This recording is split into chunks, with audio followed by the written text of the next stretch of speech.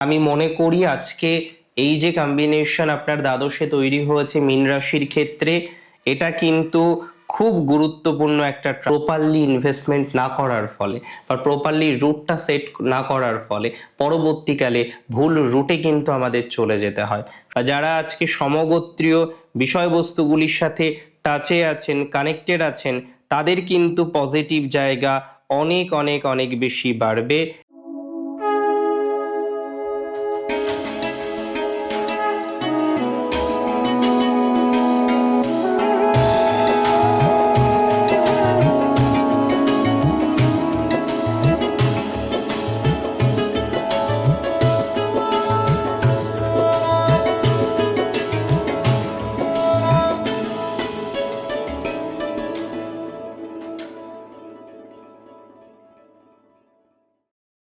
নমস্কার, জয়শ্রী গণেশ।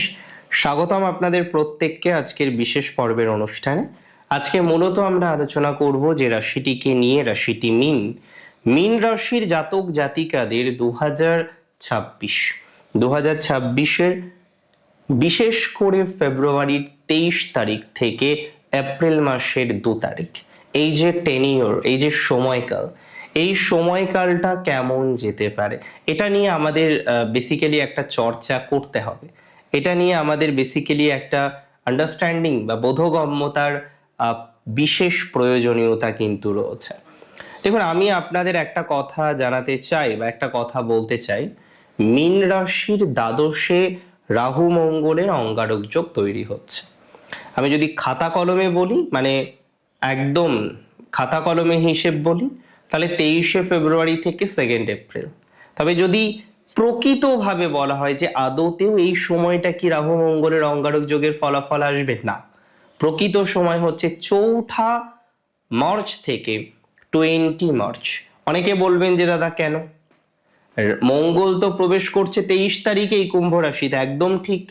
2 তারিখ পর্যন্ত তার এই কম্বিনেশন থাকছে, কিন্তু সমস্যা হচ্ছে যতক্ষণ মঙ্গল শতভিসাতে, শতভিসা হচ্ছে সৌভাগ্যের নক্ষত্র, শতভিসা রাহুর নক্ষত্র হলেও এই নক্ষত্রের দেবতা হলেন বরুণ, যে বরুণ পশ্চিমের স্বামী, জলের দেবতা। আপনি শতভিসার যদি প্রতীক দেখেন তাহলে বলছে বৃত্তবদ্ধ স্থান কিংবা গণ্ডি। রহস্য, প্রচুর রহস্য আছে শতভিসার মধ্যে। এই যে শতভেষজ, এই শতভিসা দামি। অনেকে মনে করেন সৌভাগ্যের নক্ষত্রদের মধ্যে শতভিসা অন্যতম। শতভিসা নক্ষত্রে এই যে ট্রানজিট, এটা কিন্তু অত্যন্ত স্পেশাল একটি ট্রানজিট, বিকজ রাহু মঙ্গলের combination very very very very very important. এবং আমি মনে করি আজকে এই যে কম্বিনেশন আপনার দ্বাদশে তৈরি হয়েছে মীন রাশির ক্ষেত্রে, এটা কিন্তু খুব গুরুত্বপূর্ণ একটা ট্রানজিট। কারণ এই ট্রানজিটে আপনার কিন্তু আবেগী হওয়া মোটেই যাবে না। কারণ যত বেশি আবেগী হবেন, আবেগের কারণে, আবেগের তাড়নায় ভুল ইনভেস্টমেন্ট হবে। যত বেশি আবেগী হবেন, আবেগের তাড়নায় আপনার কিন্তু রং কিছু ইনভেস্টমেন্ট হতে পারে, ভুল জায়গায় অর্থ বিনিয়োগ হতে পারে, যেমন ভুল মানুষকে কিন্তু অর্থ আপনি দিয়ে ফেলতে পারেন। তাহলে অর্থের জায়গাটাকে না properly we have to diagnose. আমাদের অর্থের জায়গাটাকে সঠিকভাবে ঠিক রাখার যে অবকাশ রয়েছে, সেটা কিন্তু 100% দরকার। অর্থের জায়গাটা ঠিক রাখতে না পারলে প্রবলেম হতে পারে, অর্থের জায়গা ঠিক রাখতে না পারলে সমস্যা আসতে পারে। সো আমি মনে করি অর্থের জায়গাটাকে ঠিক রাখুন, রেখে পথ এগোনোর চেষ্টা করুন। এই সময়ে যতই আপনার শুভ চিন্তক হোক না কেন, কারোর পরামর্শেই ইনভেস্টমেন্ট করা যাবে না। যা ইনভেস্টমেন্ট করবেন, যেটুকু ইনভেস্টমেন্ট করবেন, নিজের বুদ্ধিতে ইনভেস্টমেন্ট করাটা আমার মনে হয় বেশ ভালো বা প্রয়োজন। বিদেশে যাওয়ার ক্ষেত্রে মীন রাশির বিশেষ সুযোগ সুবিধা কিন্তু আসতে পারে। বিদেশে যারা রয়েছেন, বিদেশে যারা যেতে চান, বিদেশ নিয়ে যারা ভাবছেন, আমি মনে করি তাদের ক্ষেত্রে পজিটিভিটির জায়গাটা অনেকটাই তৈরি হয়ে যাবে বা তৈরি হওয়ার সম্ভাবনা প্র্যাকটিক্যালি রয়েছে। তাহলে আমরা বিদেশে যাওয়ার জন্য যারা চেষ্টা করছি মীন রাশির মধ্যে, তাদের একটা আশা অনুরূপ ফল হতে পারে।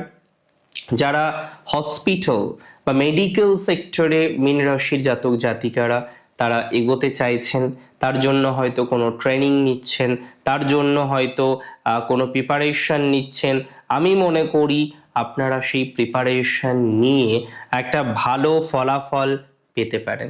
সেই প্রিপারেশনের থেকে একটা পজিটিভ কিছু প্রাপ্তির সম্ভাবনাটা আমরা কিন্তু 100% লক্ষ্য করতে পারবো। তাহলে প্রিপারেশনের দিক থেকে আমাদের একটা পজিটিভ এক্সপেকটেশন কিন্তু আছে।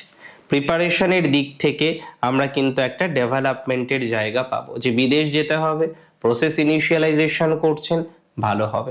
যে কোনো ধরনের মেডিকেল সেক্টরে যেতে হবে, প্রসেস ইনিশিয়ালাইজেশন করছেন, পজিটিভ হবে। কিংবা যারা আজকে গিয়ে এক্সপোর্ট ইম্পোর্টের বিজনেস করেন বা যারা আজকে সমগোত্রীয় বিষয়বস্তুগুলির সাথে টাচে আছেন, কানেক্টেড আছেন, তাদের কিন্তু পজিটিভ জায়গা অনেক অনেক অনেক বেশি বাড়বে। এটা কিন্তু দায়িত্ব নিয়ে বলতে পারি বা দায়িত্ব নিয়ে বলছি।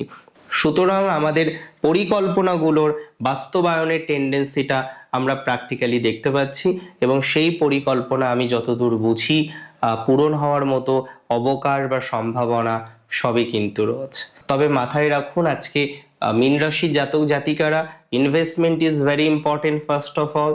সেকেন্ড, মীন রাশির যারা জাতক জাতিকারা রয়েছেন তাদের জন্য খুব ইম্পর্টেন্ট হচ্ছে এই সময়ে একটা প্রপার প্রফেশন বা একটা প্রপার এডুকেশনের জন্য ইনভেস্টমেন্ট করা। কারণ অনেক সময় আমরা দেখেছি যে প্রপারলি ইনভেস্টমেন্ট না করার ফলে বা প্রপারলি রুটটা সেট না করার ফলে পরবর্তীকালে ভুল রুটে কিন্তু আমাদের চলে যেতে হয়, সময়ও নষ্ট হয়, অর্থও নষ্ট হয়। দেখুন, অর্থ আজকে নষ্ট হলো, ঈশ্বরের অসীম আশীর্বাদে কালকে ম্যানেজ হয়ে যাবে, এটা খুব স্বাভাবিক। কিন্তু যে জিনিসটা নষ্ট হলে পাওয়া মুশকিল সেটা হলো সময়। সময় কিন্তু আর পাওয়া যায় না। এখানে কিন্তু একটা পজিটিভ দিশা বা পজিটিভ দিকে আমাদের যাওয়ার চেষ্টা করতে হবে। সো প্রপারলি একটা পরিকল্পনা আমাদের রাখতে হবে, এটা নিয়ে কিন্তু কোনো ডাউট নেই। আর আমি বারবারই বলবো, দেখুন, আমি দুটো জিনিসে খুব ভরসা করি। একটা হলো প্রপার ডিরেকশন, যে কোন পথে গেলে উন্নতিটা বেশি হবে, প্রপার পদ্ধতিটা ফলো করা, এবং যদি কোনো সমস্যা থাকে সেটা থেকে আগে থেকে সাবধানতা রাখা। দেখুন, সেটাকে বন্ধ করার ক্ষমতা কারোর আছে, আমাদের মতো নশ্বর জীবের আছে, কিন্তু আমরা যাতে যতটা সম্ভব, এটা নয় অনেকটা সাবধানতা মেনটেন করা আলটিমেটলি গিয়ে প্রচুর সফল হওয়া যায়, যতটা সম্ভব সচেতন থাকা যায়, আমার মনে হয় ততটাই সচেতনভাবে চলা উচিত। আজকে দাঁড়িয়ে মীন রাশির জাতক জাতিকাদের দ্বাদশভাবে এই ধরনের ট্রানজিট ভুল করাবে, ইনভেস্টমেন্টে ভুল করাতে পারে, কারোর সাথে লং টাইম সম্পর্ক মেনটেন করতে গিয়ে ডিস্টারবেন্স হতে পারে, কারোর সাথে একটা লং টাইম দূরত্ব তৈরি হয়ে যেতে পারে। এই জায়গাগুলো তো মোটের উপর খুব সুবিধাজনক নয়। আজকে একজনের সাথে একটা লং টাইম দূরত্ব তৈরি হয়ে গেল, আজকে একজনের সাথে একটা লং টাইম সমস্যা তৈরি হয়ে গেল, এগুলো না খুব শোভনীয় নয়, এগুলো আনএক্সপেক্টেড। সো আনএক্সপেক্টেড কোনো বিষয়ের মধ্যে আমরা কেন যাব বলুন তো?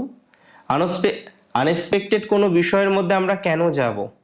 গেলে তো সেখানে সমস্যা আসতে পারে, গেলে তো সেখানে সমস্যা আসবে। সো আমরা কোনোভাবেই আনএক্সপেক্টেড বিষয়গুলির সাথে নিজেদেরকে কিন্তু কানেক্ট করব না। আমরা কোনোভাবেই আনএক্সপেক্টেড বিষয়গুলির সাথে নিজেদেরকে সংযুক্ত করব না।